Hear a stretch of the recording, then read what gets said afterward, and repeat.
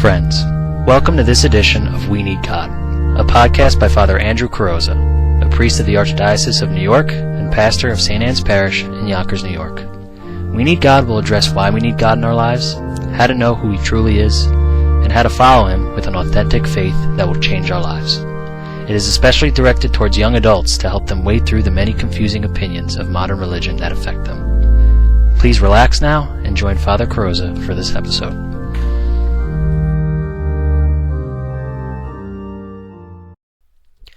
In our last episode, we addressed the question why we need God. And we mentioned that our world is in a pretty sorry state. And it seems that the more we try to eliminate God from our lives, the worse things get. And so, I feel it is necessary for us to admit that we need God. We cannot make the world work on our own efforts and by our own minds, but we need God to lead us, to show us how to make the world the place we intend it to be. In this episode, I would like to discuss, before we even can get to following God, how do we even know that God exists? Suppose somebody is deceiving us and that we're wrong in believing He exists. Well, then we'd be turning to somebody who's not going to be there to help us at all. So can we prove that God exists? The first question I want to ask with that is, what benefit is there in not believing that God exists? How does that help us at all? Some people certainly would prefer that God not exist so that they're free of having to follow religious beliefs and laws and anything like that they somehow think oppress them and get them down.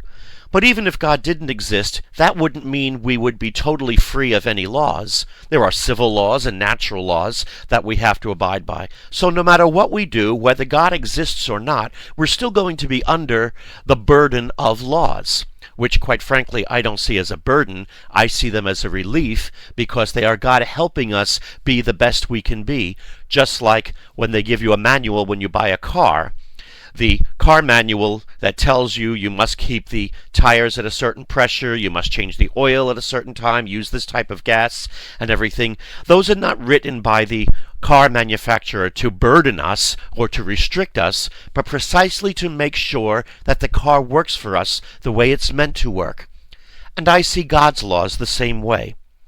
Certainly, in my mind, there is no doubt that it is far better for us if God does exist. Because if He doesn't exist, we're on our own, and there's no one out there who can help us. So can we prove He exists? Well, again, some people say no, and they reject it simply because you can't prove God scientifically. They see science as the answer to everything, and since there's no way to physically prove, under a microscope, for example, or by any experiments that God exists, therefore He can't exist. I find that a very flawed argument, because science is never meant to be the sum total of all truth about all existence. There are many other disciplines that give us truths. Philosophy, literature, many other things will bring us truths that we can't look at under a microscope. For example, how do you look at happiness under a microscope? Or hope? Or joy? How do you scientifically prove the existence of happiness? Well, we can't do that. So does that mean that happiness doesn't exist and we'll never find it because we can't see it scientifically? Same thing with God. God is all existence, all essence, all being, all beauty, all truth. We can't find God by looking at Him under a microscope. He was never meant to be that way for us. So we have to turn to other means to understand and prove the existence of God. Other people would even use evolution or the Big Bang theory to prove that God doesn't exist. And the only thing I can say to them is that for us as Catholics, we have no problem with that. Let's say evolution is absolutely true, the way the theory says. And first of all, I think a lot of people forget that evolution is just a theory. What a lot of people refer to as evolution is really adaptation. Birds getting longer beaks to reach into flowers, giraffes getting longer necks, things of that nature. Those are adaptations within a species. But evolution, purely speaking, means one species turning into another species. And there is no evidence of that whatsoever. That's what we often refer to as looking for the missing link. It's just not there. Yet, unfortunately, many people just accept evolution as an established fact. But nevertheless, let's imagine it is true, and someday we find all those links. Does that mean that God doesn't exist because it contradicts the stories of creation in Genesis? Well, of course not. The Bible was never meant to be a history book or a science text telling us exactly how things happened. They are religious texts that tell us about our relationship with God and how God created us, how He willed us into existence, what He wants us to be, not the specifics of the history or the science of it all. The only people who do that are religious fundamentalists, born-again Christians, who believe that the Bible is a science book or a history book, and they have a hard problem with evolution or anything like that. But it's not our Catholic position. So why do people use a position that is not our Catholic position against us as Catholics to try to prove that we're wrong when we've never held that position in the first place? We don't believe that the stories in Genesis are literal scientific historical accounts. They are religious stories that teach us about God's relationship with us. And secondly, the Big Bang Theory. A lot of times people like to use the Big Bang Theory against us and say, you see how wrong you Catholics are because, after all, look at the Big Bang. And it's getting a lot more credibility as years go on. In fact, it seems to be the majority of people are beginning to accept the Big Bang Theory. But once again, the Big Bang Theory does not disprove the existence of God. In fact, I bet most people don't realize who was the author of the Big Bang Theory. A man by the name of Georges Lemaitre. He was a Catholic priest from Belgium. A Catholic priest first came up with the idea of what's now called the Big Bang Theory.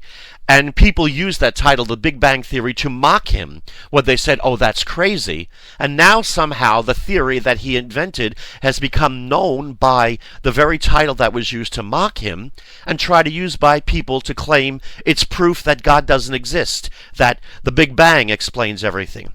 Well, the Big Bang doesn't get God out of the story, or we would say even if the Big Bang Theory is 100% true, you've just discovered how God created. But we haven't gotten rid of God at all. Again, only religious fundamentalists would have trouble with that, not us as Catholics. In fact, it was a Catholic priest, again, who came up first with the idea of the Big Bang Theory. I like to think of it this way, why that argument does not hold, that the Big Bang Theory disproves God. Let's imagine you meet somebody who lives in the depths of the Amazon, in places that have never encountered anybody in Western civilization before. And they're very friendly people. You encounter them, and you bring them home to live with you, and they're fascinated by all the things in our world. And it's your birthday, and you have a chocolate cake, and you give them a piece of cake. And the person eats it and says, wow, this is fantastic. I love the taste of this. And he's smart, and he says, let me try to figure out how this thing was created. So he does experiments and says, I figured it out. A whole bunch of different ingredients, including sugar and flour, wheat, and eggs, and oil, and all sorts of other stuff, the chocolate and everything, all got mixed together and was heated for about 30 to 40 minutes at 350 degrees Fahrenheit. And then when it cooled off, this other sugary thing got put on top of it. Is he right? Absolutely. I have therefore come to prove definitively that there is no such thing as a baker. Does that make any sense? Figuring out how something was made does not for a moment eliminate the possibility that somebody made it. In fact, if anything, it only strengthens the idea that something that had all that complexity to it must have had someone to make it. And that brings us to some of the logical questions, or answers, shall we say, to how we can prove that God exists. Our greatest source of that was, of course, St. Thomas Aquinas. St. Thomas Aquinas gave us 5 classic explanations for the existence of God. We won't discuss all of them here, and I'll mention them just briefly. But one of them being the uncaused cause. Nothing can create itself. There's no way a thing can bring itself into existence. Just logically, if nothing can bring itself into existence, the universe can't bring itself into existence. It needed something to create it, something itself that logically was not created by anything else. Very similar to that is the argument about the prime mover, that everything was created by something before it. For example, you take an oak tree. Where did that oak tree come from? Well, it came from an acorn. Where did that acorn come from? Well, it came from an oak tree before it. And where did that oak tree come from? From an acorn, and then an oak tree, and then an acorn, and an oak tree. Can we go back infinitely in time saying acorns produced oak trees and oak trees came from acorns, and go back infinitely in time? Just logic tells us somewhere there had to be a first acorn or a first tree that was not created before it, or some force, something that created everything that exists, but itself was not created. And that, of course, by definition, is God. And a lot of people would use the Big Bang Theory, again, to say that was the force that created everything. Well, the question we can ask then is, who banged the bang? Who started those swirling gases exploding? If that process happened, obviously something had to begin it that itself was not begun by anything else, the prime mover. That, by definition, is God. Also, looking at the order in the universe, how complex our world is. Do you realize if something changes even slightly in the order of the universe, we can have catastrophic effects? Are not people looking at global warming? And so many people are taking different sides on the issue, worrying about the seriousness that if our climate should increase by just a few degrees, then cities such as New York and other places are going to be underwater, and it's become a big hot topic these days. Well, the fact that there is order by logic means there was an orderer, one who put it all together. The other argument similar to that is the teleological argument, the argument that things have a purpose in the world. They're there to do something.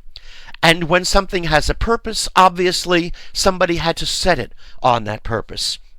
And if we want proof of that, some people who claim that there was nobody guiding the world, that it just happened, just by the Big Bang Theory started without God behind it or anything like that, and things just naturally eventually worked out the way they are. Well, let's look at something as complex as the human body. You could take any organ. Look at just the pancreas. The purpose of the pancreas alone, to help in digestion and give us enzymes and especially insulin and other things to control our blood sugar. Do we really think that just somehow naturally evolved, that a body by itself could come and exist and create for itself a pancreas that can control blood sugar, and then in reproduction they could pass that off somewhere in the genetic code to the next one to be able to do it, that this is going to happen just naturally without anyone guiding it? No way. There's no way you can look at a human body and say, this is just happened naturally. Amino acids got together and eventually little by little we got this human being, let alone even speaking about the brain and all the things our brain does. And that very first amino acid that became life, if you buy that argument, would have had to have had the ability to reproduce itself with everything it had already learned and evolved into. And everything after that would have had to have all of the different elements that it just picked up and acquired and be able to pass it down. Does that make any sense? I have a religious comic that I've sometimes put in our bulletin in wintertime that has two snowmen talking, and one is saying to the other, "Don't be absurd. No one made us. We evolved by chance from snowflakes." Now, a snowman is not a very complex being. It's got snow and maybe two pieces of coal and a carrot and perhaps a scarf around its neck. But if you saw a snowman somewhere out on a lawn, what would be the first thing you'd ask? Who made that snowman? If somebody told you, no, that snowman just happened by all snowflakes coming together to make this snowman, and nobody formed it, would you accept it? Would you say, oh, that makes sense? You'd say, come on, that's crazy. Snow just doesn't get together and make a snowman. An inanimate thing without any thought process. It just doesn't happen. Well, by what logic then do we think that the complex human being that each and every one of us is happened without any conscious thought guiding us into this being, that we were just the result of inanimate amino acids that somehow got together and made this complex being? Quite frankly, it takes a lot more faith to believe in that than to believe that there's a God who created us. Ultimately, it does take a leap of faith to believe in God. We could never prove it in a court of law, for example, that everybody would definitively have to say, yes, God truly exists. It does take that leap of faith, but there is plenty of evidence there to support our belief in God. That makes it worth our while to take that leap of faith and follow and believe in Him. Ultimately, without God, if the Big Bang alone existed and nobody guided it and there was no God, then what does that say about me today? Well, you and I today are then just cosmic dust left over several billion years ago, however old they discover the universe is. Gases exploded and one thing formed another, and eventually it led to my brief existence on this planet, and you just came to be, and we're here for a little while, and then we'll pass out of existence with no meaning whatsoever. We're just cosmic dust left over from the Big Bang. But with God, each and every one of us is here at this moment in time because God has willed us into creation. That is our Catholic belief. And that we are here right now because God wants us to be here right now. I remember many years ago giving a teen retreat. A 16-year-old boy came in to see me and told me something that totally broke my heart. He told me that his mother had once told him he was a mistake or an accident. She wasn't supposed to be able to conceive when he came along, but there he was. And he said to me, I could totally accept the fact that my parents didn't plan to conceive me. But, he says, at no time in my life have my parents ever made me feel like I was anything other than an accident to them. It broke my heart to hear a 16-year-old say that. Now, I'd never met this boy before. I didn't know his parents. I was hoping very much that his parents did love him and they just were not showing it. The communication gap, the way he was looking for it was not the way they were showing it, and vice versa. But I remember I told him this. I said, even if what you're telling me is absolutely true, that your parents don't love you, never wanted you here, you were an accident to them, you are not an accident to God. No one is here on this earth by accident when it comes to God. He has willed you into existence.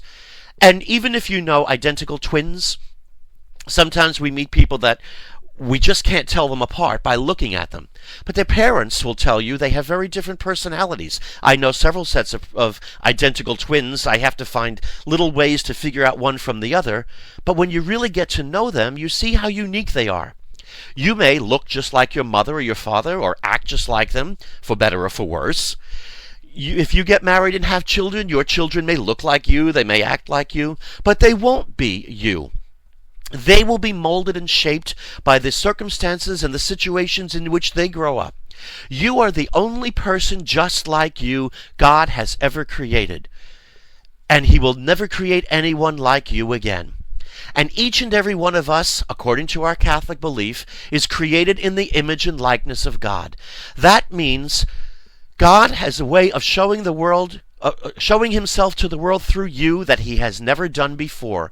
You are a unique manifestation of the face of God. And you have a way of showing Him to the world that only you can do. You are that unique gift from God. That you are the face of God to all of us in your unique way. So which is better?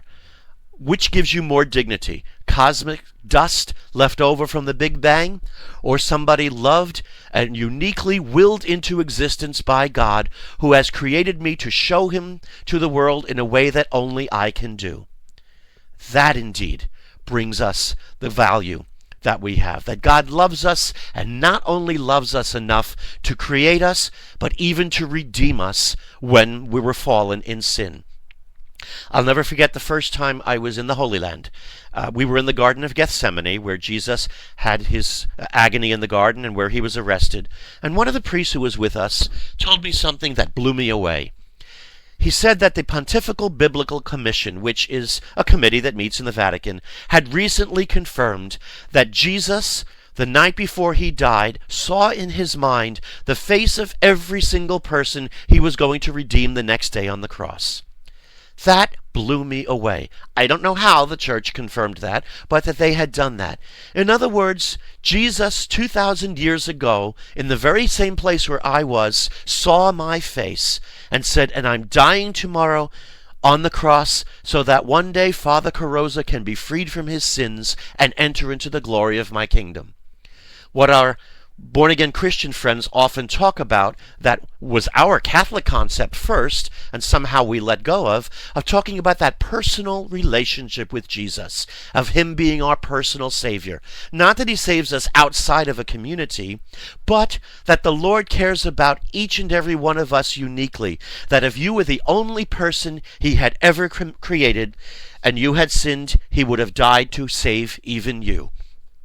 I liken it to when, being a New York Yankees fan, when Derek Jeter gave his farewell address before he retired. And he spoke to all the fans in the packed Yankee Stadium, and he talked about everything he loved, and especially the fans of the Yankees. Yankee fans, you're the most wonderful thing. I love all of you. And I'm sure he meant that very much. But Derek Jeter didn't know the name of every fan sitting in Yankee Stadium. But Jesus does. Jesus knows and saw in his mind the night before he died the face of every single person he was going to redeem the next day. In other words, he saw your face. Let that sink in for a moment, that Jesus saw your face the night before he died. And insert your name in there. And I am dying tomorrow so that blank, whatever your name is, may be freed from his or her sins and enter my kingdom. And if you were the only person the Lord had ever created, he would have died just for you. That blew me away. And I hope it gives you a sense of understanding that God don't make no junk. God cares about each and every one of his children. You are a unique gift. He has willed you into existence. He loves you and wants to show the world, himself to the world through you in a way he has never done before. Does that fill you with a sense of value, of self-respect? That's why I believe believing in God and finding him as he is so worth the effort. It's worth the time. Because without God, I'm cosmic dust. But with God, I am a unique child, loved and redeemed by him. I pray that you will be able to accept that and understand the tremendous love that God has for each and every one of us, and uniquely for you. Does God exist? I certainly hope so, because if he doesn't, I'm just cosmic dust. But if he does, I'm a loved and redeemed child of the Almighty. And may God bless you.